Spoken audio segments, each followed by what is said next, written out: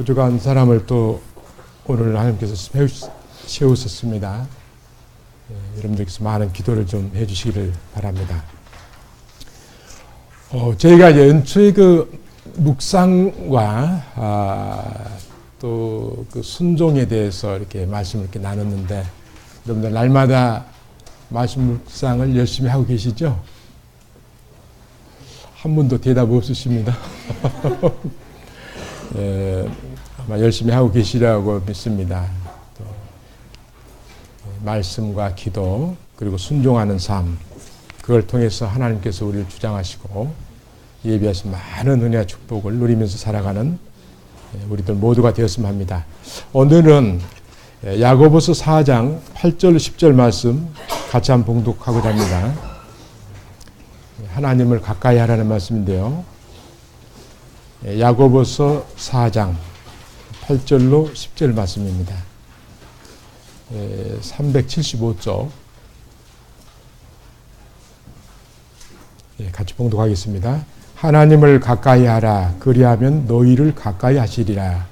죄인들아 손을 깨끗이 하라. 두 마음을 품은 자들아 마음을 성결케 하라. 슬퍼하며 애통하며 울지어다. 너희 웃음을 애통으로 너희 즐거움을 근심으로 바꿀지어다. 주 앞에서 낮추라. 그리하면 주께서 너희를 높이시리라. 자, 오늘 이 본문을 중심으로 해서 하나님 말씀을 좀 배우고자 합니다. 두 가지로 나누어서 말씀 나눌 텐데, 하나님을 가까이 하라는 말씀은 어떤 의미일까? 두 번째는 하나님을 가까이 하려면 어떻게 해야 할 것인가? 이렇게 나누어서 살펴보고자 합니다. 우선 첫 번째로 하나님을 가까이 하라는 그 말씀을 이 성경적 의미로 찾아본다면, 구약의 히브리어적인 의미로서는 신앙을 가리킵니다. 그런데 이 말씀은 또 하나님과의 연합, 또 하나님을 사랑함, 또 회개를 촉구하심, 이런 의미를 내포하고 있습니다. 그럼 그 첫 번째로 하나님과의 그 연합에 대해서 살펴보면요, 우리가 잘 아는 요한복음 15장 5절에서 7절 말씀에 보면 거기에 포도나무 비유가 나옵니다. 하나님께서는 하나님을 왕과 통치자로 믿고 청정하는 성도를 사랑하시고 그와 거처를 함께 하신다고 말씀하십니다. 특히 요한복음 14장 21절, 23절 우리 한번 찾아보겠습니다. 요한복음 14장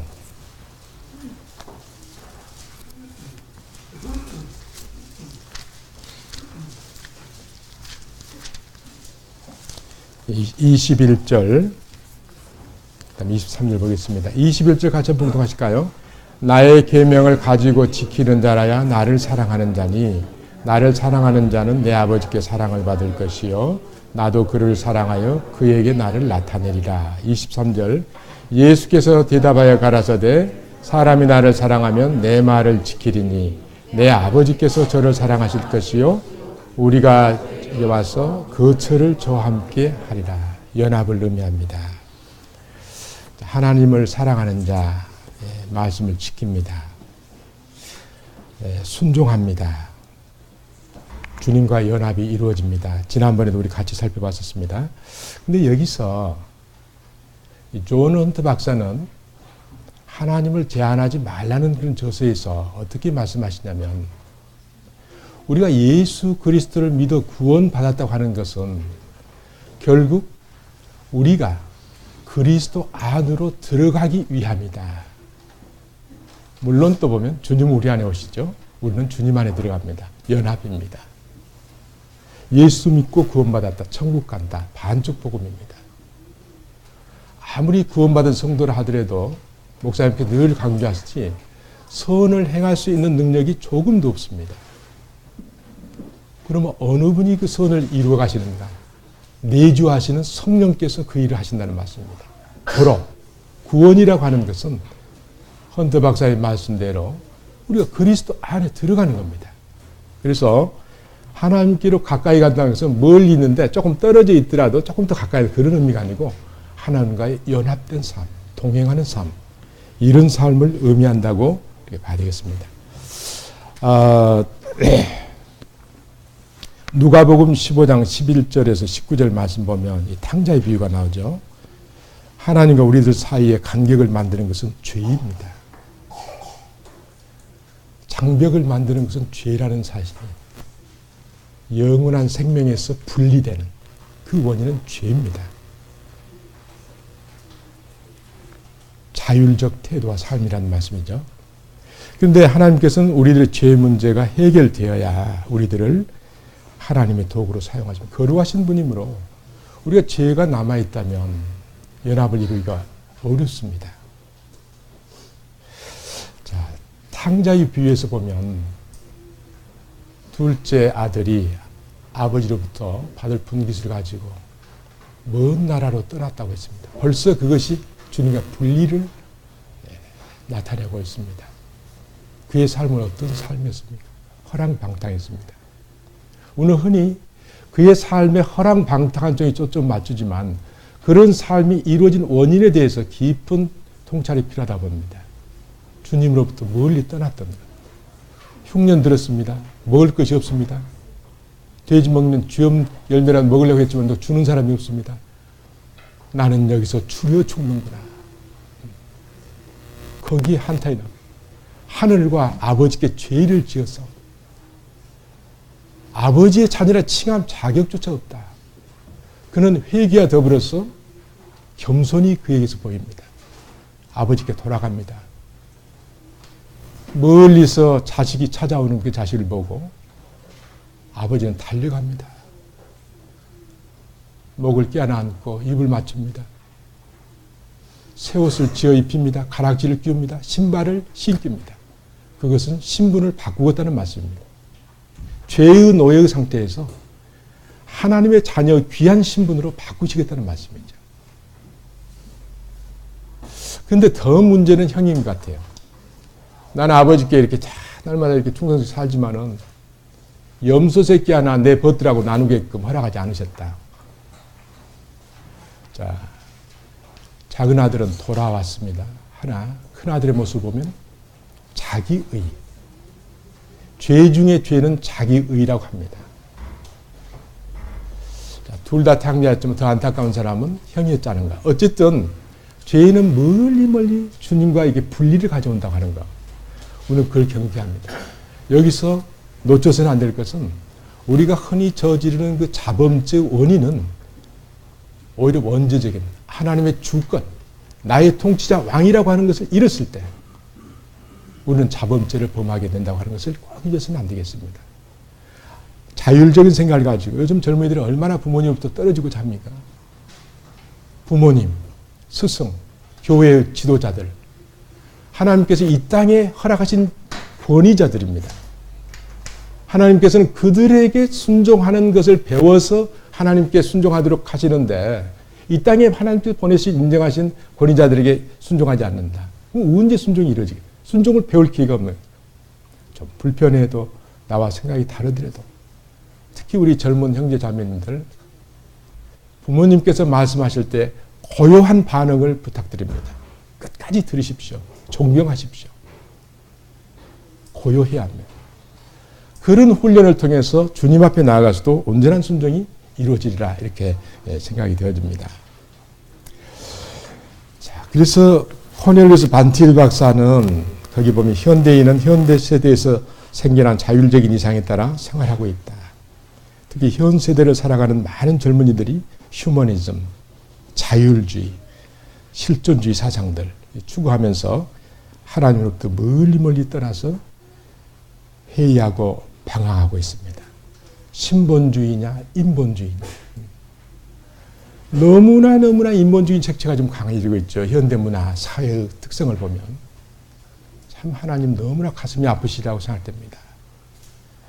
우리는 이러한 현 세대를 바라보면서 우리는 역으로 하나님께로 가까이 나아가서 연합되는 삶을 날마다 순간마다 사는 우리들이 되었으면 합니다. 두 번째는 하나님을 가까이 하는 말씀은 하나님을 사랑하는 말씀입니다.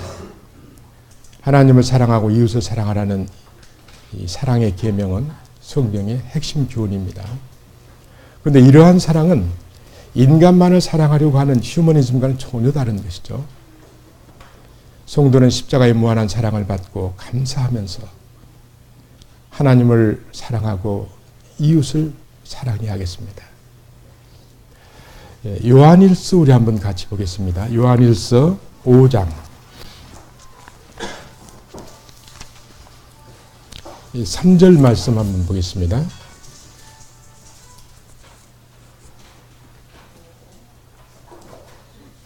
예, 393쪽 제가 가진 성경으로는 요한일서 5장 3절 말씀입니다. 같이 봉독하겠습니다. 하나님을 사랑하는 것은 이것이니 우리가 그의 계명들을 지키는 것이라. 그의 계명들은 무거운 것이 아니라 하나님을 사랑하는 자는 순종합니다. 그런데 요한일서 3장 24절 한번 봐볼까요? 그 계명을 지키는 자는 어떠한 자인가? 예. 요한일서 3장 24절 같이 봉독합니다. 그의 계명들을 지키는 자는 주 안에 거하고 주는 저 안에 거하시나니 우리에게 주신 성령으로 말미암아 그가 우리 안에 거하시는 줄 우리가 아느니라. 하나님을 사랑하는 자, 하나님의 말씀을 지킵니다. 순종합니다.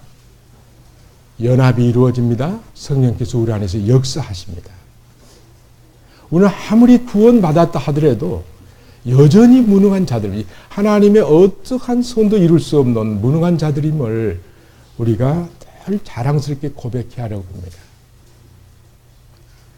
크리스찬의 삶은 오래전에 저녁 예배 때 말씀 나눴던 것 같습니다. 우리가 얼마나 알고 얼마나 할 수 있고 얼마나 능력이 있는가가 아니라 얼마나 철저히 옛사람이 죽었고 얼마나 내가 무능하며 비참한 존재인가를 깨닫는 자가 성령의 정말 아주 폭발적인 능력을 입는다고 믿습니다. 성경은 그렇게 가르칩니다. 나는 아무것도 아니다. 여러분 혹시 개인적인 기도도 물론이지만 공적 예배랄지 아니면 모임에서 기도할 때 신앙생활을 이렇게 많이 하지 않은 분일수록 떨립니다. 기도하라고 하면. 저도 많이 그런 적이 있었습니다. 그런데 어느 날 기도할 때 내가 언제 너한테 기도하라고 했느냐. 내가 너를 통해서 기도하겠다는 그런 깨달음을 주셨습니다. 기도가 달라지리라고 봅니다. 얼마나 하나님 앞에서 우리가 무능한 존재인가를 자랑스럽게 고백할 때 유능하신 주님이 여러분들의 삶을 이용해서 활용해서 정말 주님이 원하시는 하나님 뜻을 이루는 도구로서 귀하게 사용하실 것을 저는 믿습니다. 세 번째는 이 가까이 하라는 말씀은 회개를 촉구하시는 말씀입니다. 영적으로 보면 이 죄만이 하나님과 우리 사이를 갈라놓습니다. 회개해야 합니다. 그러므로 너희가 회개하고 돌이켜 너희 죄 없이 함을 받으라. 이같이 하면 새롭게 되는 날이 주 앞으로부터 이를 것이요. 사도행전 3장 19절 말씀입니다. 그렇게 되었을 때 우리는 새로운 생명을 더 풍성하게 계속 공급받게 될 것입니다. 시편 51편 7절 말씀. 우슬초로 나를 정결케 하소서. 내가 정하리이다. 나를 씻어주소서. 내가 눈보다 희리이다. 12절 말씀. 주의 구원의 즐거움을 내게 회복시켜 주시고 자원하는 심령을 주사 나를 붙드소서.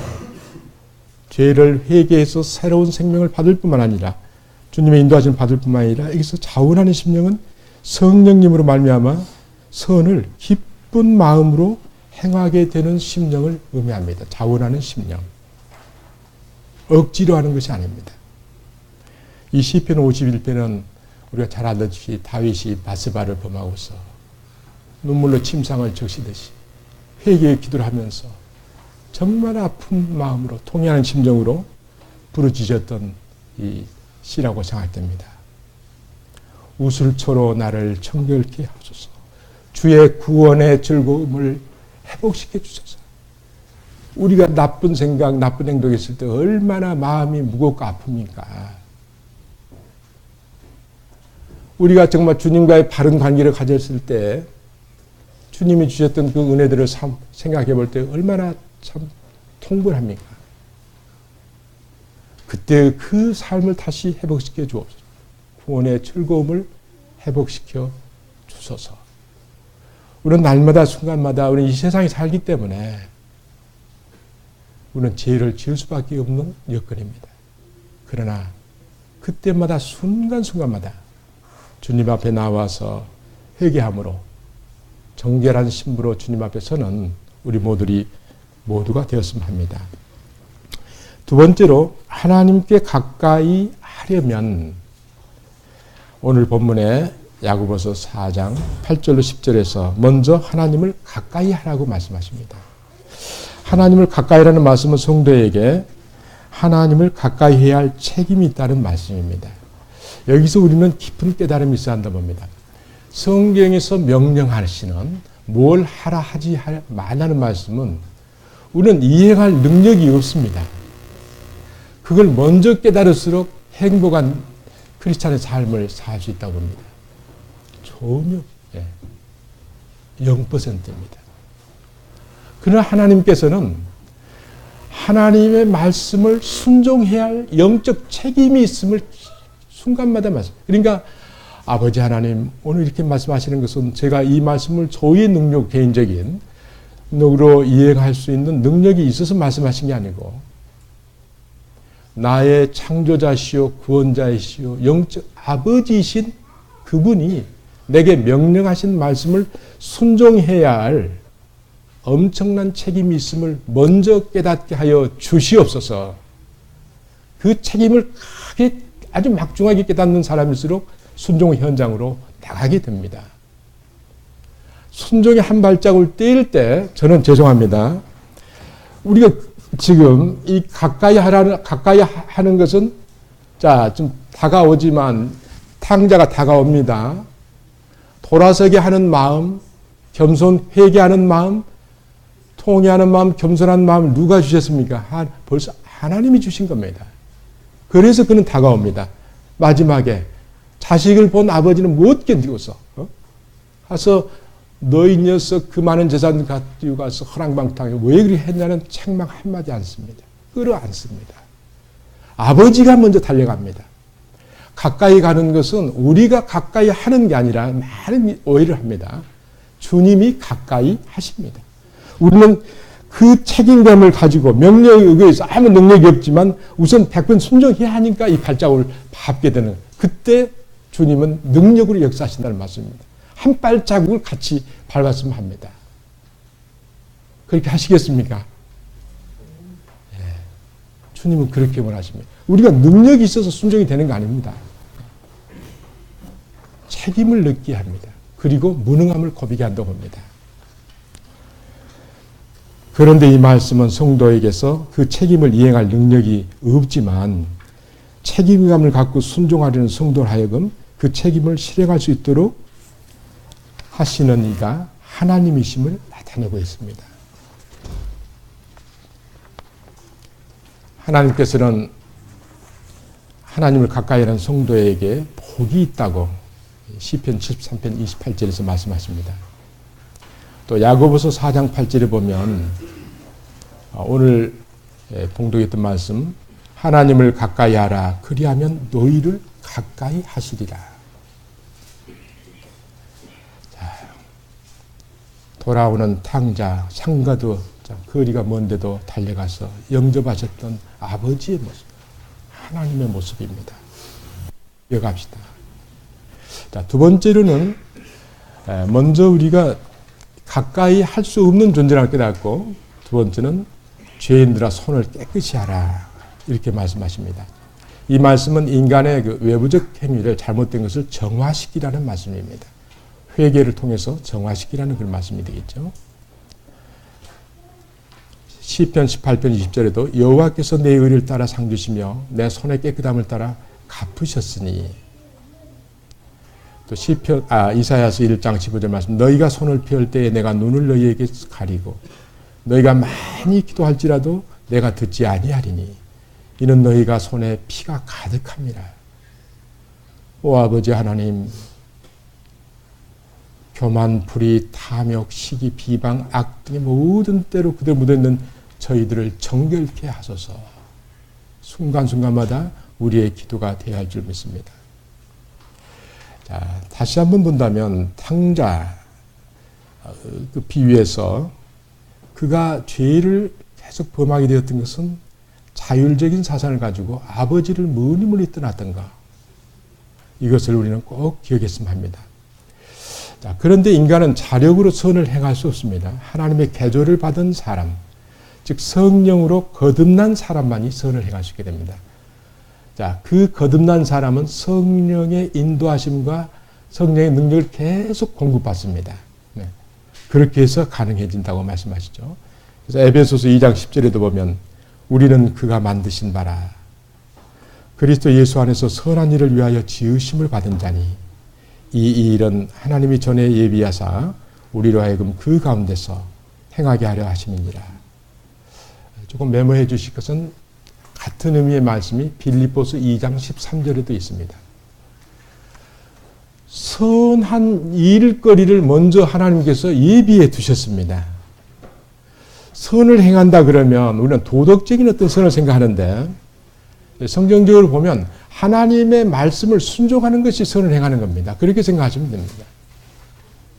그리고 선을 행하고자 하는 소원도 빌립보서 2장 13절에 보면 그런 선을 하나님의 말씀을 순종하고자 하는 소원, 소망 이것도 하나님께 주십니다. 선한 일거리도 하나님께서 예비해 놓으셨고 우리도 새로운 사람으로 개조시켰고 또 우리 마음에 그런 선을 행하고자 하는 마음도 주신다면 그 선을 행하시는 주체는 누구실까요? 저는 가끔 질문합니다만 대답을 안 하기로 굳게 작정을 하신 분들 같아요. 하나님이십니다. 저는 제자들과의 성경 공부하면서 순간순간마다 꼭 기록하라고 했던 것 하나님의 단독 사역. 우리는 도구입니다. 그때 제자들이 엄청나게 바꿔지더라고요. 이제 몇 년 믿었어요. 뭐 정말 충성스러운 삶을 살 수 있어. 이제 많이 배웠으니까 그걸 가지고 열심히 한번 순종해서 하나님께 영광 돌린 삶을 살아지 않겠는가. 맞는 듯 하지만 문제가 있습니다. 우리는 순종해야 할 책임은 있지만 능력은 없다.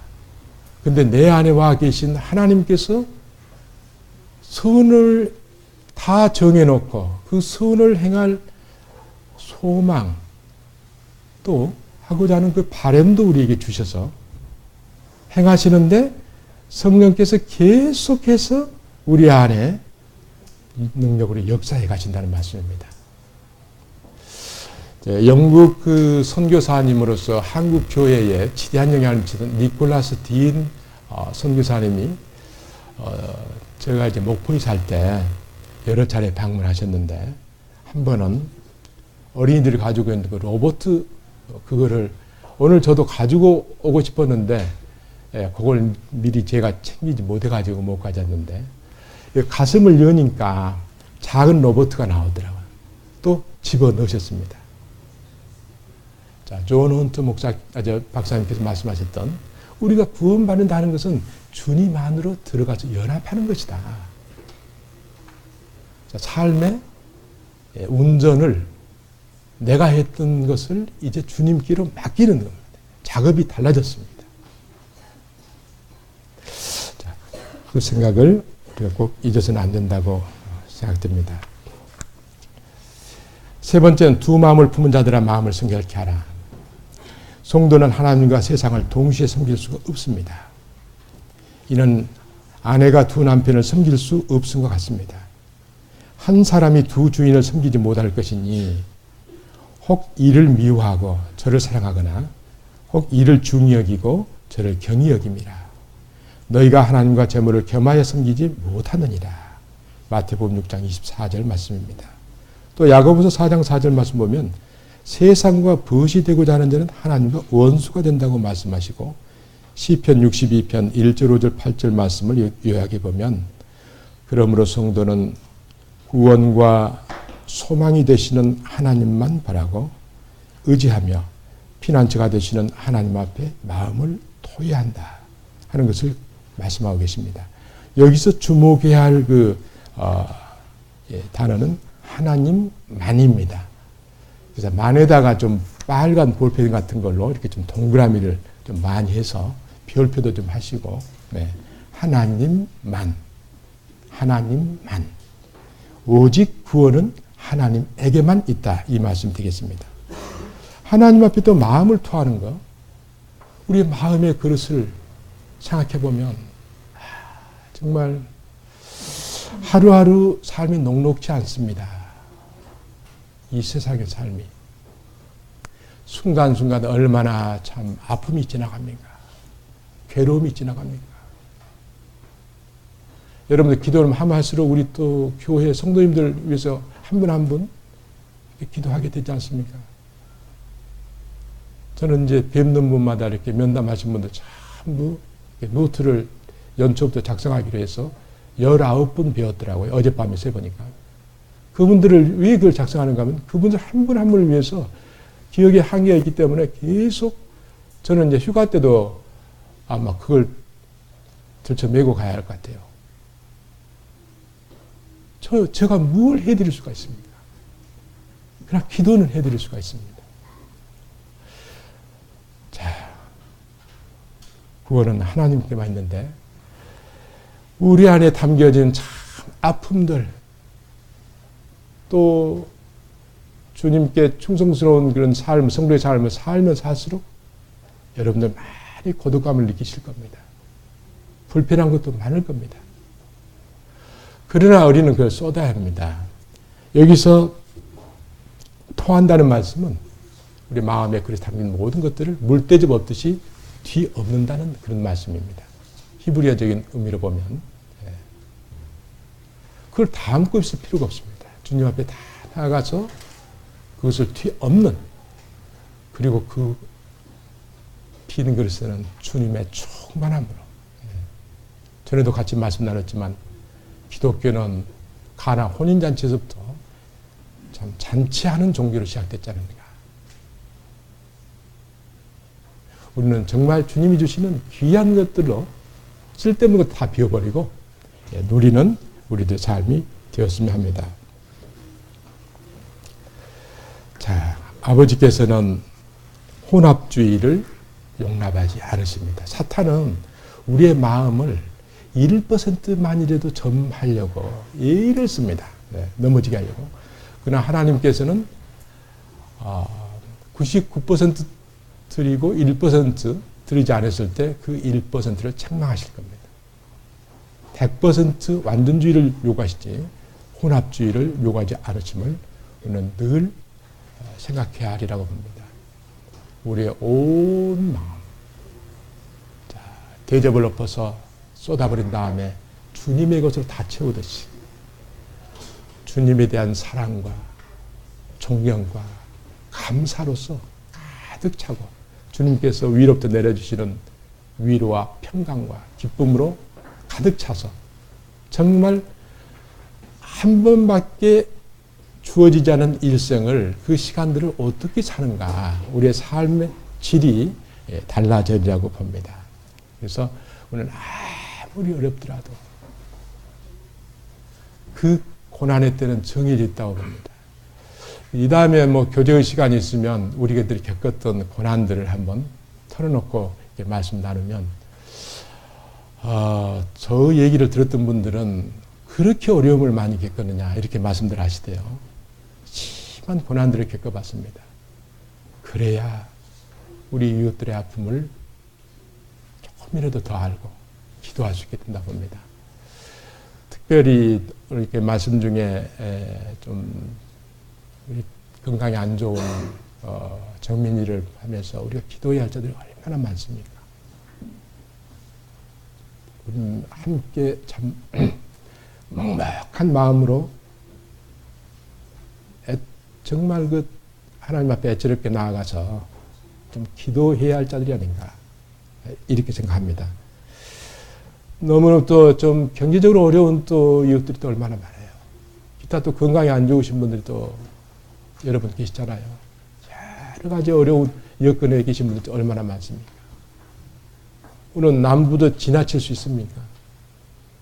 한 몸, 한 교회를 지금 이루고 있습니다.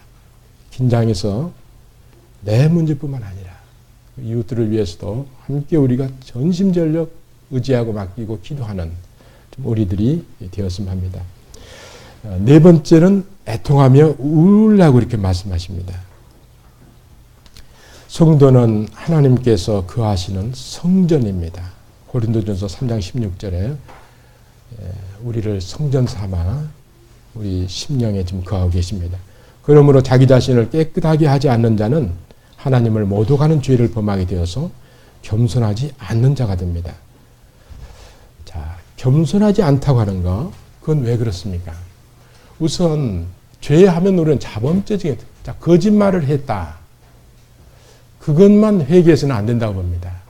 거짓말을 하게 된 게 주의 성령께 내 삶을 지배하도록 다 맡겨야 되는데 자율적인 삶, 내가 주인 돼서 자행자재했던 삶 때문에 죄를 짓게 되었거든요.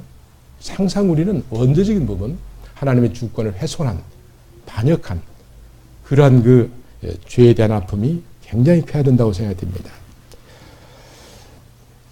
그러므로 회개하지 않는 자, 하나님 모독하는 것이고 또 겸손하지 않는 자임을 알아야 되겠습니다.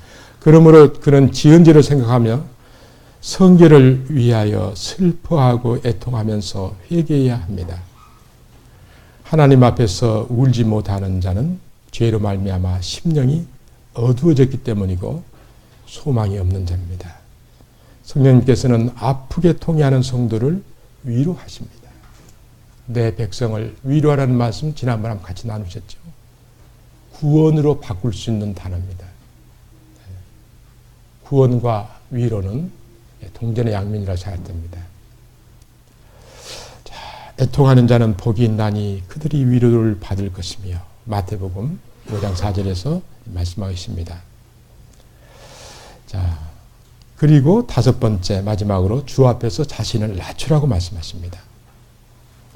성도는 과거의 잘못된 행위에 대하여 통분히 여기고 주님 앞에서 낮아져야 합니다. 하나님께서는 교만한 자를 물리치시고 겸손한 자에게 은혜를 주신다고 야고보서 4장 6절에 말씀하셨지 않습니까? 나아가서 성도는 모든 판단 기준이 하나님의 말씀임을 믿고 하나님 존재에서 겸손해야 될 것을 고린도전서 4장 4절 5절에서 말씀하고 계십니다. 그래서 이 말씀들을 죄인들아 손을 깨끗이 하라. 두 마음을 품은 자들아 마음을 성결케 하라. 애통하며 울지어다. 회개하라는 말씀이죠.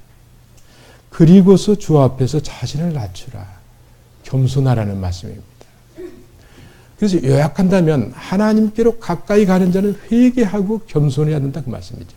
네. 자, 하나님께서는 통회하고 겸손한 성도의 심령을 하나님께서 거하실 거처로 삼으신다는 말씀 우리가 봤습니다.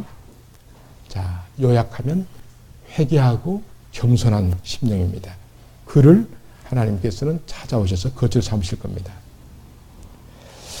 자, 지극히 존귀하며 영원히 거하시며 거룩하다 이름하는 이가 이와 같이 말씀하시되 내가 높고 거룩한 곳에 있으며 또한 통회하고 마음이 겸손한 자와 함께 있나니 이는 겸손한 자의 영을 소생시키시며 통회하는 자의 마음을 소생시키려 함이라.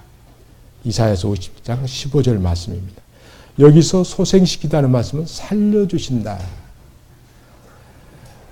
내가 온 것은 양으로 생명을 얻게 하고 또 풍성히 얻게 하려 함이라고 이렇게 말씀하시던 주님, 살려주셔서 새 생명으로 살려주셔서 더욱 풍성한 생명을 주실 우리 주님을 우리가 바라봐야 되리라고 생각됩니다. 자, 그러면 앞서 말씀드린 이 하나님께 가까이 간다는 그 말씀하고 누가복음에서 보는 돌아온 탕자의 그 말씀을 연결해서 한번 우리가 보고 이 시간을 마쳤으면 합니다. 누가복음 15장 한번 같이 보시겠습니다.